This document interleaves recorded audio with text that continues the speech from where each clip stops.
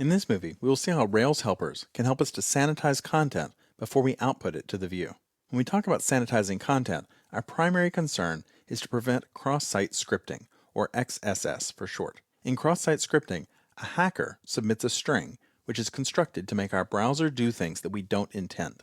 It lets a hacker use JavaScript to script our site, which is why it's called cross-site scripting. There are a lot of things a hacker could do, including stealing cookies, peeking at login information, or redirecting users to another web page, possibly even a fake page that looks just like our page. Here's a simple example. I've defined an evil string. Most likely, this string would be submitted via a web form or a URL parameter. If at any point we output that string to one of our templates, then it will insert that JavaScript into our template, and the browser receiving the page will happily execute the JavaScript code and do whatever evil action the hacker intended. A secondary concern is that a user might either intentionally or accidentally put in some HTML that we don't want or which breaks our site layout. Something like a user comment that contains HTML or CSS or an extra closing HTML tag. While not as harmful as cross-site scripting, it can mess up our application for our users. Therefore, we need to consider all user-entered data as being unsafe. That includes URL parameters, form parameters, cookie data, and database data. Essentially anything that came directly from a user or that could have come from a user at any point in the past. We need to sanitize that data to render any problems in it harmless to the browser. ERB, which we're using to output our templates, has a method built into it called HTML escape, or H for short. This method escapes all of the HTML tags in a string.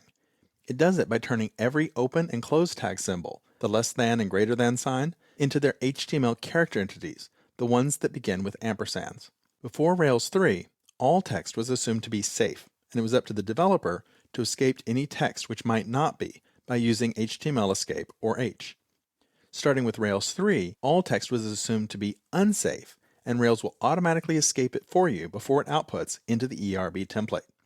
This is a good thing because it removes the possibility that you'll forget to put an H somewhere. Instead, it will be up to you to tell Rails when you don't want something escaped. It's another example of using a whitelist approach to application security. You can whitelist a string by either using the raw helper method to output a string one time only without escaping, or by calling HTML safe on the string so that Rails will always consider that string to be safe. Rails also gives us the HTML safe question mark method if we need to test whether a string has been marked HTML safe or not. We'll take a look at these in a moment. There are a couple of other helpers that I want us to look at first. The first of those is strip links, which does exactly what you'd expect. It scans the string and removes any links that are inside of it. That can be helpful if we just want to remove the links from some text, but we don't necessarily want to remove everything. We may want to leave in other tags. For example, in my string at the bottom, I have strong tags in there that I do want to allow in there. I just want to make sure that the links have been removed. Next, we have the strip tags method. It takes all of the tags out of a string. Unlike HTML escape, it doesn't escape them to make them harmless. It removes them so that they aren't there at all. So that includes the A tag in my previous example, as well as the strong tag that's around please. Last of all, we have sanitize. While we can use strip tags to remove all HTML from a text, you might want to allow a few HTML tags. That way users can format their content using HTML. Instead, we would need to selectively remove and escape tags. With strip tags or HTML escape, no formatting is allowed, but with sanitize, some user formatting is possible. Sanitize will remove both HTML and JavaScript from a string, and it does a really good job of watching for all the tricks that someone might use to try and sneak some code past you. For example, sometimes hackers use different character encodings, hoping to sneak a script past your filters. Or they might carefully construct a string so that when a tag is removed from the string, it actually joins the two parts of the string back together and creates another tag in its place. Sanitize will recognize those tricks and remove that code. We give Sanitize an options hash that details which tags and attributes should be allowed or whitelisted. Everything else will be disallowed. In my example below, we have tags P, BR, strong, and EM that will pass through unchanged. The only attributes that can be used on those tags are going to be ID, class, and style. Let's jump over to our application and try all of these sanitize helpers out.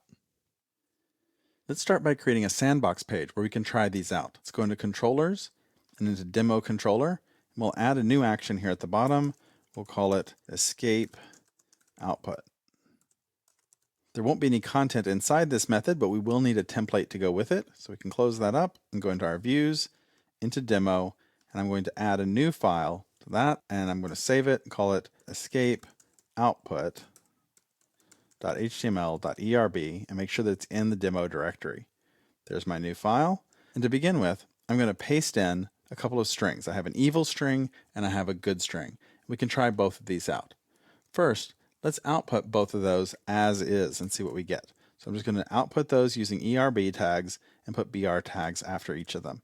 We're going to be seeing the default behavior of Rails here. We'll go over to our command line, we'll launch our Rails server, and then let's open up Firefox and go to local host 3000 demo escape output. Notice that it did not show a JavaScript alert pop-up, and the second line of my text is not in bold. That's because by default, Rails escapes these strings for you. We can view the source to see that. You can see that the less than sign was turned into ampersand LT semicolon, and the greater than sign was turned into and GT semicolon. These are the character encoded entities for each of those. By converting it to these entities, we've made it no longer an HTML tag, and that makes it harmless to the browser. Now, as I mentioned, in older versions of Rails, it used to be that you had to call the H method on the string if you wanted to escape them. Now, it's automatic and built in. Instead, if we want them unescaped, we have to do the opposite by using raw. Put raw around that, and raw around that string. Raw is basically saying, I know this may be unsafe, but I don't care. I want the raw version of this string just this one time, please. I know what I'm doing. Let's save it and see what it gives us. So we'll save it, we'll go back and just hit reload.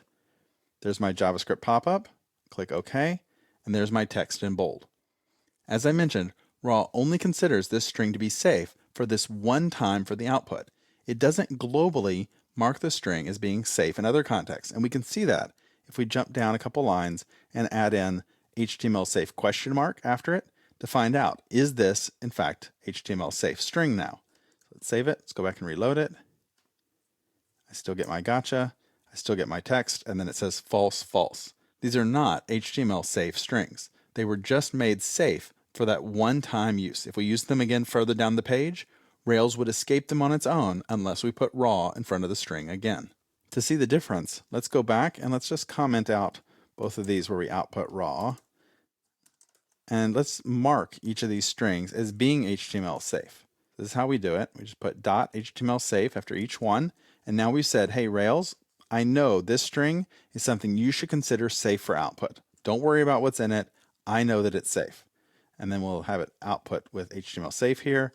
And then we'll have it determine whether these strings are HTML safe or not a little further down. So let's save that and go back and change it. And you'll see that it comes back and it says it's true both those times. Now, we commented out the output here, so it's no longer outputting anything. So that's why we're not seeing any attempt to execute this, either successful or not. It's just telling us whether or not the string is safe. The strings are now considered safe. So now, every time that we output those strings, Rails is going to say, I'm going to output it and trust that you know what you're doing. I'm going to skip my escaping process. Let's go back. We'll reload this page. We see our alert and we see this text. And it doesn't matter how many times we use this string, it's always going to be considered safe, even though we didn't say raw in front of it. And in fact, once it's marked HTML safe, even if we call H on it, H, to escape it, that's normally how we would have done it previously, to escape a string that was unsafe. Let's go back, let's reload the page. And we still get it, and it still is considered HTML safe.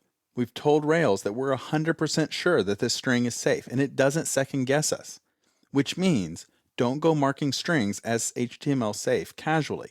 Every time you use HTML safe, it's like dropping your application's XSS defenses. It's fine to do it sometimes, but always do it wisely. Now let's take a look at strip tags and strip links. I'm just going to comment these lines out so they don't output anymore. And we'll drop down here and we'll just make an HR tag to make a division. I'll just paste in a simple string. It's going to have the strong tags in it. It's also going to have a link tag in it. And then I'm going to output both strip links and strip tags so we can see what the difference is for each of those. So let's save it. Let's go back, reload the page, and you'll see that we get please visit us and please visit us. This one allows the strong tags through, this one doesn't. Both of them removed the links. Notice that this did not actually become strong. Why is that? It's because the easy HTML entities were escaped, just like our examples up above were. One note that I won't show you, but you can try it for yourself, is that adding HTML safe to the string doesn't change this behavior, because when it goes through the process of strip links or strip tags, it becomes unsafe again, because we can't say what might have happened to the changes when we went through and stripped out that code. It may have created new problems. So Rails considers it unsafe whenever we do a transformation to a string. And last of all, let's take a look at sanitize. Just jump down here to the bottom and put in another HR tag. I'm going to paste in some examples. The first one, we're going to sanitize the evil string back from the top. Then we'll sanitize the simple string, but we'll allow a few tags to go through. Let's try each of those out and see what they look like. Go back, we'll reload the page. Notice that the first one, where it sanitizes the evil string, it completely removed it altogether. Remember, that's all that was in there. If we go back up and take a look, that's all it was script tags. So it just took it all the way out. It doesn't exist anymore once those script tags are gone. And then the second two examples, notice that both times the HTML was allowed through. Even when we didn't define any tags, by default, it let it through. So we do need to provide something, some kind of set of tags that we want to let through or not. Just by simply saying we're not going to allow anything through, well, then it will strip it out for us. So just make sure that you do that. Make sure you always do provide a whitelist. Otherwise, it will just remove JavaScript only, which is what you see in that first example. It'll let the HTML tags through. You need to provide the tags that you want to whitelist if you want that whitelisting to go into effect.